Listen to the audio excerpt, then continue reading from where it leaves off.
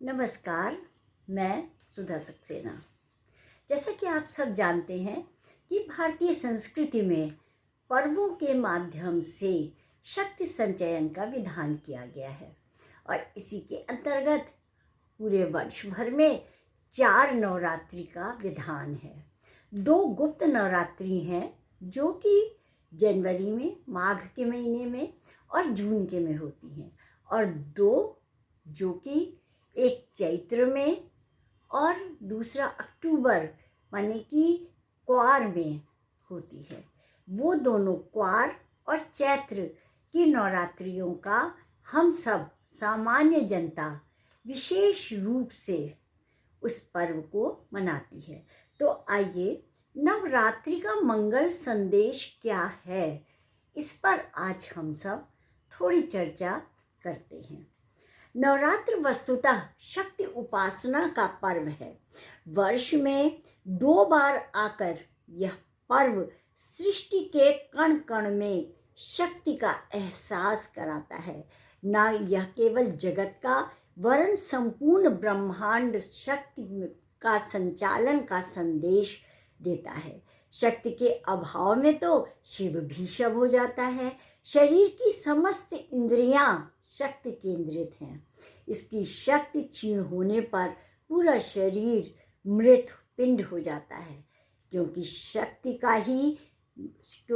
शक्ति का अभाव ही मृत्यु है। इसीलिए ऋतुओं के संधि काल में 2 बार आकर यह पर्व प्रकृति की उपासना और प्रकृति से जुड़ने का संदेश देता है।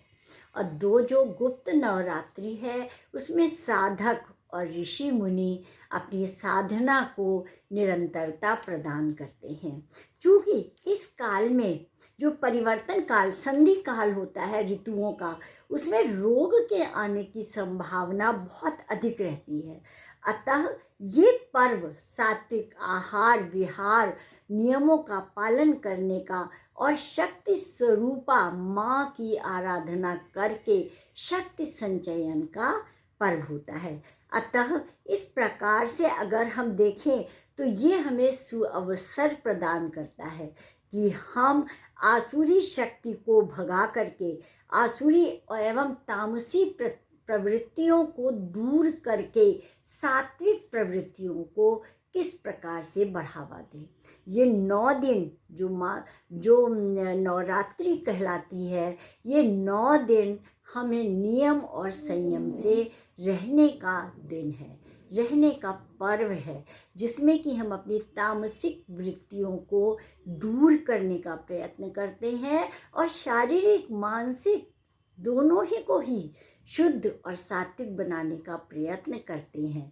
क्योंकि जब चिंतन हमारा सात्विक होगा तभी हमारा व्यवहार, हमारा आचार और जो आपका खान पान है वो सात्विक होगा। अतः यह 9 दिन उस शक्ति से उस शक्ति स्वरूपा माँ से हम अपने चिंतन को शुद्ध, पवित्र और सन्मार्ग पर ले जाने की प्रार्थना करते हैं। अब आसुरी एवं तामसी प्रवृत्तियों पर विजय करने वाली माँ के विविध रूप तामसी वृत्तियों से दूर रहने का हमें संदेश देते हैं और इसीलिए दुर्व्यसनों से मुक्ति इस पर्व का प्रमुख उद्देश्य है।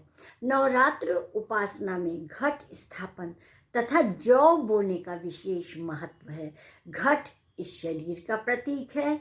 शुद्ध जल और पत्र पुष्पों से युक्त घट शरीर में जल तत्व की महत्ता और प्राकृतिक पर्यावरण को शुद्ध रखने का संदेश ये घट और जौ बोने का जो विधान है ये हमें देता है। जो बोना जहाँ हरित पर्यावरण का प्रतीक है, वहीं पर जो बोगे वही तो काटोगे, ये संदेश हमें देता है कि अगर हम अच्छा बोएंगे तो अच्छा ही काटेंगे। उसी प्रकार से अगर हम अच्छे कर्म करेंगे तो हमें फल भी अच्छा ही मिलेगा। इस तरह से अगर हम देखें तो ये नवरात्रि का पर्व मनुष्यों को सत्कर्म के लिए प्रेरित करता है। नवरात्र नारी और महिमा का सम्मान का भी प्रतीक है। नारी की महिमा और सम्मान का भी प्रतीक है। आसुरी शक्तियों का विनाश करने वाली दुर्गा के विविध रूप याद दिलाते हैं कि नारी अबला नहीं है। वह चाहे तो चंडी और काली बनकर जुल्म करने वाले महिषासुरों का स्वयं संहार कर सकती है। जहाँ विभिन्न मांगलिक अवसरों पर कन्या पूजन की परंपरा हो, वहाँ पर कन्या भ्रूण हत्या शोभा नहीं देती है। अतः सच्चे अर्थों में शक्ति स्वरूपा नारी सम्मान को प्रतिस्थापित करना नवरात्र महोत्सव का प्रमुख उद्देश्य है। और सबसे प्रमुख बात यह है कि शक्ति वह पुरुष और स्त्री की बात यहाँ पर नहीं है। सब में वो कोमल भावना, वो नारी तत्व दोनों में है। यह अलग बात है कि सृष्टि में नारी में वह कोमल भावना अधिक पाई जाती है, लेकिन ये हमें ये भी प्रेरणा देती है कि जिनमें बल अधिक है उनमें अधिक यह शक्ति, यह कोमल भावना भी अगर होती है तो वह अपने जीवन में ज़्यादा ही सफलता प्राप्त करते हैं। तो नवरात्रि की आप सबको हार्दिक शुभकामनाएं। आज इतना ही। आप सब ने मेरे चैनल को लाइक और सब्सक्राइब करके जो सम्मान दिया है उसके लिए अतिशय धन्यवाद।